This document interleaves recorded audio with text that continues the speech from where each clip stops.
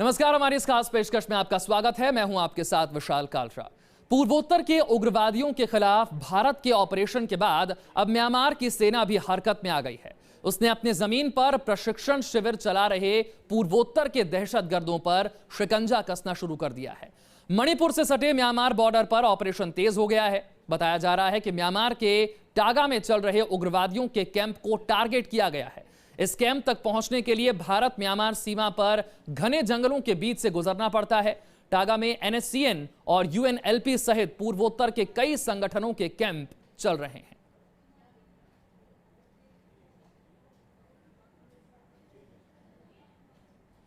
और अब आपको दिखाते हैं मणिपुर से न्यूज नेशन की यह खास रिपोर्ट।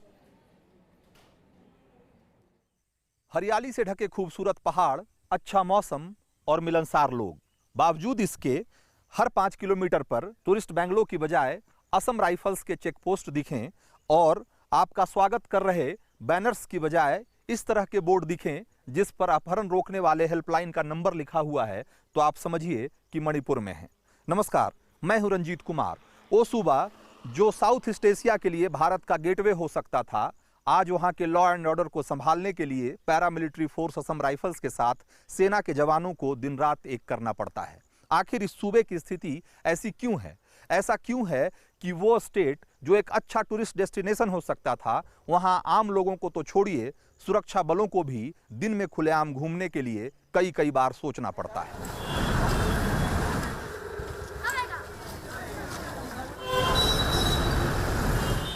अगर आप पहली बार इम्फाल आए हैं तो एक बारगी शहर में ऐसा कुछ भी नहीं लगेगा जो दूसरे शहरों से अलग हो, जब तक आपकी नज़र मणिपुर राइफल्स के कमांडो और असम राइफल्स की गश्त पर नहीं पड़ती है। शहर के भीतर AK-47 राइफल से लैस और बख्तरबंद गाड़ियों के ऊपर पोजीशन लिए ऐसे कमांडोज इम्फाल की सड़कों पर कई जगह दिख जाएंगे। फिर आपको पता लगता है कि ऊपर से रोजमर्रा की धुन दोहराता है शहर असल में भीतर से सुलग रहा है। पिछले 6 दशक से अलगाववादी उग्रवाद की आग में जल रहा है। आंकड़े भी हालात की पुष्टि करते हैं।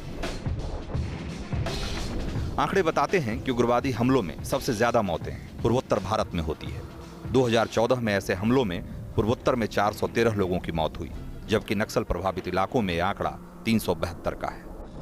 कश्मीर में आतंकी हमलों में इसी दौरान 193 लोगों की मौत हुई। सुरक्षा बलों के लिए भी ये इलाका सबसे चुनौती भरा है।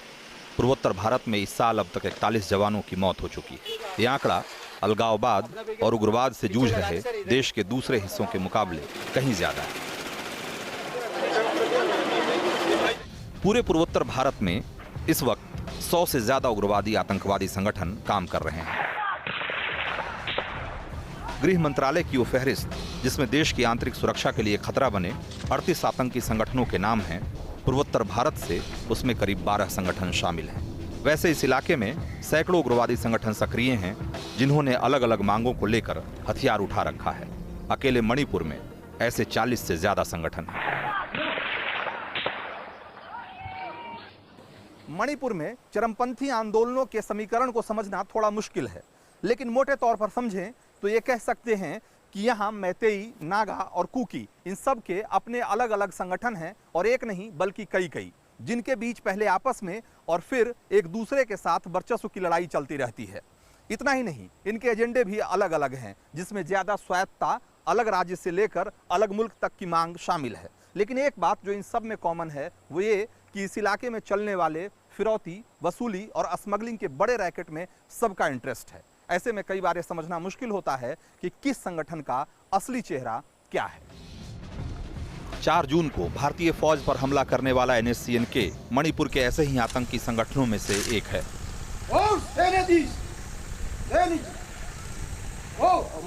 अलग नागालैंड देश की मांग के साथ शुरू हुआ यह उग्रवादी आंदोलन हिंदुस्तान की धरती पर सबसे पुराना अलगाववादी आंदोलन है, अब जिसकी कई धाराएं हो चुकी है। 1955-56 के दौरान नागा अलगाववादी आंदोलन ने इतना उग्र रूप धारण कर लिया था कि भारत सरकार को इसे काबू में करने के लिए सेना उतारनी पड़ी। पहले एक ब्रिगेड और फिर एक पूरी डिवीजन।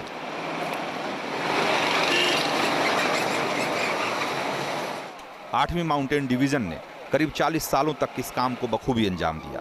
90 के दशक में सरकार ने 8वीं माउंटेन डिवीजन को जम्मू कश्मीर में तैनात करने का फैसला किया, जिसके बाद पूर्वोत्तर के इस इलाके में इंसर्जेंसी से निपटने का जिम्मा असम राइफल्स के कंधों पर आ गया है।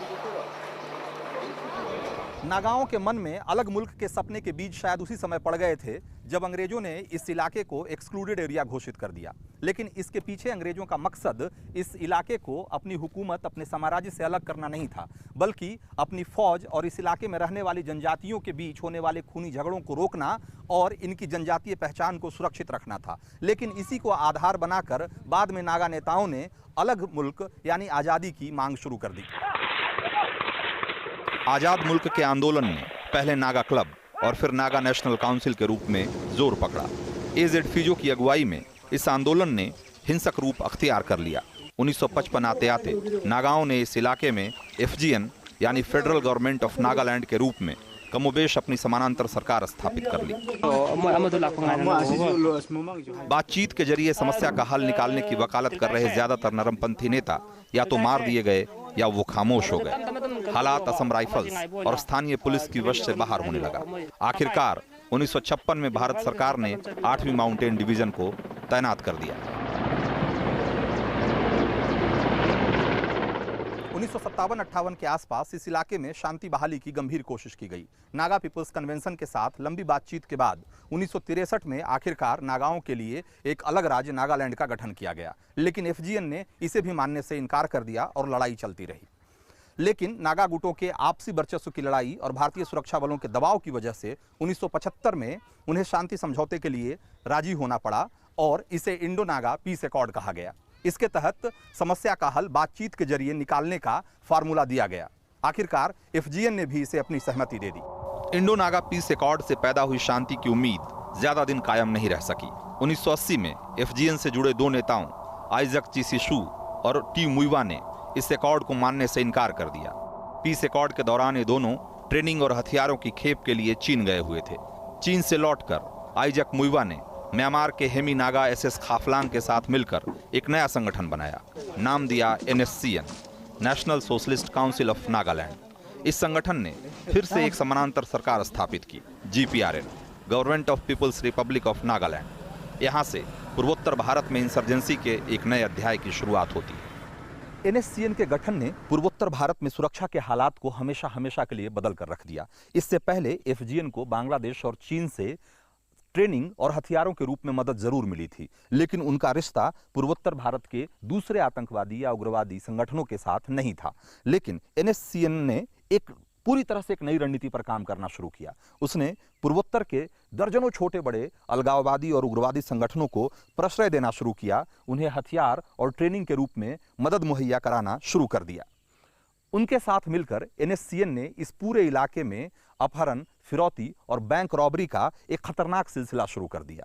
इन वारदातों में NSCN का हिस्सा 70 से 80% तक होता था और देखते ही देखते NSCN हिंदुस्तान के सबसे ताकतवर और सबसे अमीर उग्रवादी संगठनों में से एक हो गया, जिसका हेडक्वार्टर म्यांमार के साथ साथ बैंकॉक, मनीला और नीदरलैंड्स में भी था। सच तो यह है कि NSCN की मौजूदगी ने इस पूर्वोत्तर भारत में आतंकवाद, उग्रवाद और अलगाववाद की समस्या को बेहद जटिल बना दिया है। नागा इंसर्जेंसी एक बार फिर आपसी लड़ाई का शिकार हुई। 1988 में म्यांमार में NSCN के हेडक्वार्टर में ठांगकुल और कोन्याक नागाओं के बीच जबरदस्त खूनी संघर्ष हुआ। इस खूनी जंग में आइजक मुइवा ग्रुप के कई बड़े कमांडर मारे गए। NSCN के दो टुकड़े हो गए, NSCN IM यानी आइजक मुइवा और NSCN K यानी खाफलांग गुट। NSCN K ने म्यांमार में अपना ठिकाना कायम रखा, लेकिन पूर्वोत्तर भारत के उग्रवादी संगठनों में अफरा तफरी मच गई। उन्हें अब नए ठिकाने की तलाश थी और वो नया ठिकाना था बांग्लादेश और नया साथी था पाकिस्तान की खुफिया एजेंसी ISI। देखते ही देखते ढाका और चिटगोंग में पूर्वोत्तर के कई संगठनों के ठिकाने बन गए। ISI के संपर्क में आने के बाद NSCN IM और उल्फा को हथियारों की पहली बड़ी खेप मिली 1991 में। पाकिस्तान की ISI भी आपको हैरानी होगी, इस इलाके में बहुत सक्रिय है और उसने भी बहुत पहले बांग्लादेश के थ्रू वो हथियार देती थी, लेकिन अब जब से हसीना वाजेद की सरकार वहाँ आई है तो उसने काफ़ी अच्छी तरह से क्रैकडाउन किया है ऐसे सपोर्ट के खिलाफ। वो जो खासतर जो असम के जो विद्रोही ग्रुप्स थे वो वहाँ बहुत ऑपरेट कर रहे थे। पारेश बरुआ इसमें बहुत सक्रिय है, उसको आईएसआई का भी सपोर्ट मिल रहा है, उसको चीन का भी सपोर्ट मिल रहा है। और ये सारे ग्रुप जो है अब वहाँ पे फिर से 14 वर्ष के सीज़ फायर के बाद, जिसमें वो काफ़ी थक चुके थे, इन्होंने अब दोबारा सांस ले ली है, दोबारा ये रीऑर्गेनाइज किया है अपने आप को। कंबोडिया में पोल पोट की खमेर रूज आर्मी के खात्मे के बाद वहां बड़ी तादाद में छोटे और मझोले रशियन हथियार मौजूद थे जिन्हें औने पौने दाम में खरीदा जा सकता था। खुफिया सूत्रों की माने तो आईएसआई ने थाईलैंड में हथियार डीलरों की मदद से इन हथियारों को बांग्लादेश के कॉक्स बाजार मंगवाया और जहां से इसे उल्फा और एनएससीएन को सौंप दिया गया। इन हथियारों का बाद में इन दोनों उग्रवादी संगठनों ने भारतीय सुरक्षा एजेंसियों के खिलाफ बड़े पैमाने पर इस्तेमाल किया। पूर्वोत्तर की आग को भड़काने में चीन भी पीछे नहीं रहा। पहले एफजीएन और बाद में एनएससीएन के साथ उल्फा, केएलओ, टीएनएलएफ जैसे कई संगठनों को चीन ने ट्रेनिंग और बड़े पैमाने पर हथियार मुहैया कराए। जब पहली बार नागाज लोग जब चाइना गए थे, इन सब की ट्रेनिंग वहाँ हुई है। उसमें मणिपुर के पीएलए का भी एक 7 लोगों का मेरे ख्याल से बैच था जिनकी ट्रेनिंग ल्हासा में हुई। मिजो नेशनल फ्रंट जिन्होंने बाद में सीज फायर करके ओवरग्राउंड आ गए, वो लोग भी, और नागा लीडर्स दोनों को चाइना में पॉलिटिकल लीडरशिप के साथ एक साथ मिलाया गया था। सवाल यह है कि चीन आखिर पूर्वोत्तर भारत में आतंकवादी और उग्रवादी संगठनों को बढ़ावा क्यों दे रहा है। जानकार मानते हैं कि चीन नहीं चाहता कि साउथ ईस्ट एशिया, खासकर बांग्लादेश और म्यांमार जैसे मुल्कों में भारत का दखल बढ़े। भारत की योजना पूर्वोत्तर के इस हिस्से से होकर बांग्लादेश और म्यांमार के रास्ते थाईलैंड तक रेल और सड़क मार्ग बनाने की है और चीन कभी नहीं चाहता कि इन देशों के प्राकृतिक संसाधनों के दोहन में भारत उसका कंपटीटर बने। इसीलिए वो पूर्वोत्तर के इस हिस्से में आतंकवाद, अलगाववाद को इस हद तक बढ़ावा देना चाहता है कि इस रास्ते से होकर कोई नया ट्रेड रूट विकसित करना भारत के लिए नामुमकिन हो जाए। चीन कोशिश कर रहा है कि इन तमाम ऑर्गेनाइजेशन को एनएससीएन जो है के अम्ब्रेला के नीचे एकत्रित किया जाए, इनको इकट्ठे हथियार दिए जाएं। हथियार इनको चीन के यूनान प्रांत से आ रहे हैं जहां उनकी फैक्ट्रीज़ है। यूनाइटेड स्टेट्स ऑफ वाह की जो आर्मी है वो खासकर बहुत सारे हथियार जिनको चीन से मिलते हैं वो इनको सप्लाई कराती है, कारेंस के ज़रिए, काचेंस के ज़रिए और बांग्लादेश के कॉक्सेस बाज़ार के ज़रिए वो हथियार सप्लाई करा रही है और चीन ये हथियार दे रहा है। चीन की चाल की एक बानगी देखिए। भारत ने 2004 में म्यांमार से पश्चिम बंगाल तक गैस पाइपलाइन बनाने की योजना बनाई। प्रस्ताव था कि पाइपलाइन या तो बांग्लादेश से होकर गुजरेगी या पूर्वोत्तर के राज्यों से। बांग्लादेश की तत्कालीन खालदा जिया की सरकार ने प्रोजेक्ट को ठंडे बस्ते में डाल दिया, जबकि उत्तर पूर्व के रास्ते प्रस्तावित पाइपलाइन आतंकी संगठनों के डर से आगे नहीं बढ़ सकी। चीन ने इसका फायदा उठाते हुए म्यांमार को प्रस्ताव दिया कि वो अपना गैस फील्ड उसे बेच दे। मजबूरी में म्यांमार ने अपने 2 गैस फील्ड चीन को बेच दिए। पूर्वोत्तर के ज्यादातर राज्यों की सीमाएं दूसरे देशों से मिलती है। इस इलाके में उग्रवाद को बढ़ावा मिलने की बड़ी वजह ये भी रही है। इस इलाके में भारत की ज्यादातर अंतर्राष्ट्रीय सीमा खुली हुई है। ऐसे में भारत की सीमा के भीतर बड़ी वारदातों को अंजाम देकर पड़ोसी मुल्क में पनाह ले लेना उग्रवादी संगठनों के लिए बेहद आसान है। यहाँ कोई फेंसिंग नहीं है। पूरे पश्चिमी सीमा पर कश्मीर में कच्छ तक एक फेंस लगा हुआ है, फ्लड लाइटिंग है, इलेक्ट्रीफाई किया हुआ है उसको, तो मतलब आना जाना हम कंट्रोल कर सकते हैं। लेकिन इस सीमा पे कोई फेंसिंग नहीं है और लगाना भी आपके लिए मुश्किल होगा। क्यों? इसलिए कि दोनों तरफ ट्राइबल्स रहते हैं और दोनों म्यांमार और भारतवर्ष के बीच एग्रीमेंट के तहत 16 किलोमीटर अंदर बाहर वहाँ के ट्राइबल्स यहाँ आ सकते हैं, यहाँ के वहाँ जा सकते हैं, क्योंकि उनकी बॉर्डर के पार रिश्तेदारियाँ हैं। भारत और म्यांमार की सीमा के इतने करीब खड़े होने के बाद आपको अंदाजा मिलता है कि आखिर क्यों पूर्वोत्तर का ये इलाका एक अरसे से अलगाववादी और उग्रवादी संगठनों की पनाहगाह रहा है, क्यों ये उनके लिए एक सेफ हेवन की तरह रहा है।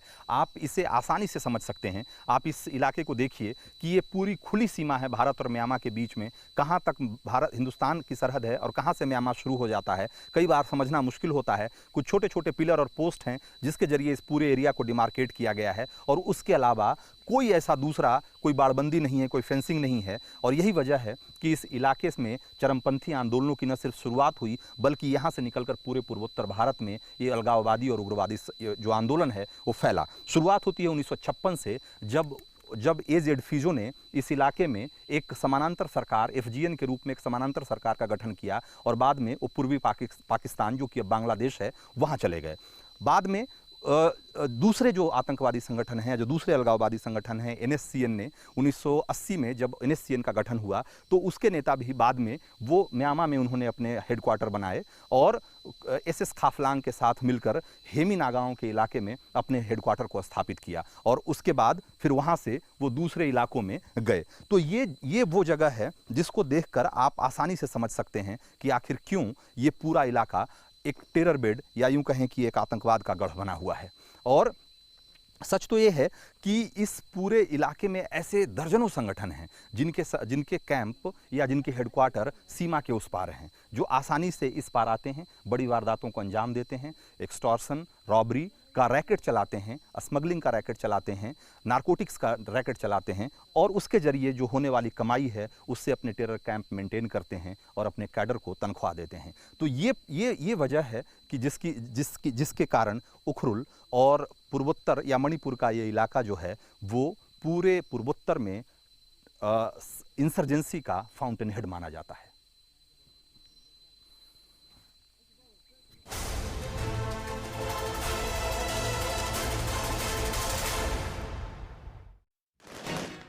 मणिपुर में हिंसा का समीकरण तब और बिगड़ गया जब नागाओं की देखा-देखी दूसरी जनजातियों ने भी अपनी अलग अलग मांगों को लेकर हथियार उठा लिए।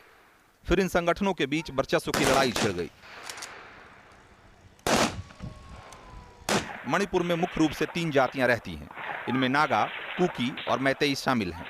इन तीनों ही जातियों के अपने कई संगठन हैं जो आपस में खूनी संघर्ष में उलझे रहते हैं। मैतेई मुख्य रूप से इम्फाल वैली में रहते हैं, लेकिन नागा और कुकी दोनों ही पहाड़ी जनजातियां हैं। ऐसे में इलाके को लेकर इनके बीच खूनी संघर्ष का इतिहास लंबा है। सच तो यह है कि इस तरह की समस्याएं पूरे पूर्वोत्तर भारत में हैं। पूर्वोत्तर के इस इलाके में दर्जनों जनजातियां रहती है जो अलग अलग राज्यों में बिखरी हुई है। उस हिसाब से देखेंगे तो मणिपुर में थोड़ा सा नागालैंड रहता है और असम में थोड़ा सा मणिपुर। इन जनजातियों की अपनी पहचान भी बहुत मुकम्मल नहीं है, और इसी घालमेल का फायदा यहाँ के अलगाववादी और उग्रवादी संगठन के लोग उठाते हैं अपनी पहचान और वर्चस्व की लड़ाई को पूरा करने में। करीब 60 साल से इस इलाके में अलगाववाद और आतंकवाद बदस्तूर जारी है। जानकारों का मानना है कि इस इलाके में शांति के प्रयास कभी सफल नहीं हो पाए। उसकी एक बड़ी वजह यहाँ के उलझे हुए जनजातीय समीकरण है। किसी एक जनजाति के संगठन की मांगों पर अमल करने का मतलब यह है कि किसी दूसरी जनजाति को नाराज करना। फिर भी भारत सरकार की तरफ से बातचीत के जरिए समस्या का हल निकालने की कोशिश जारी रही। आपको मैं 1-2 उदाहरण देना चाहूँगा। आपने शायद किसी भी राज्य में, पूरे हिंदुस्तान में नहीं सुना होगा कि एक डीजीपी पुलिस का एंटीसिपेटरी बेल जेब में रख के काम कर रहा हो। ये मणिपुर में हुआ। एल जोगेश्वर सिंह थे, उनके अगेंस्ट करप्शन चार्जेस थे, मगर उन्होंने एंटीसिपेटरी लेके बेल रख के काम किया। कौन सी स्टेट में ये अलाउ होगा? कहीं नहीं हुआ, मणिपुर में हुआ। तो ये जो हैं इश्यूज, ये all these all related to the governance. जानकारों का मानना है कि पिछले 50-60 सालों में उग्रवाद और आतंकवाद का नेटवर्क इतना मजबूत हो चुका है कि इसे तोड़ना बेहद मुश्किल हो गया है। उग्रवादी संगठनों की अपनी समानांतर सरकारें हैं जो बेरोजगार नौजवानों को पैसे का लालच देकर आसानी से अपने संगठन में खींच लेते हैं। उग्रवाद और पिछड़ेपन का ये ऐसा दुष्चक्र है जिसमें पूर्वोत्तर के लोग फंस कर रह गए हैं। इससे निकलने के लिए इस दुष्चक्र को कहीं न कहीं से तो तोड़ना ही पड़ेगा। वीडियो जर्नलिस्ट मनीष झा के साथ रंजीत कुमार, न्यूज़ नेशन, इम्फाल।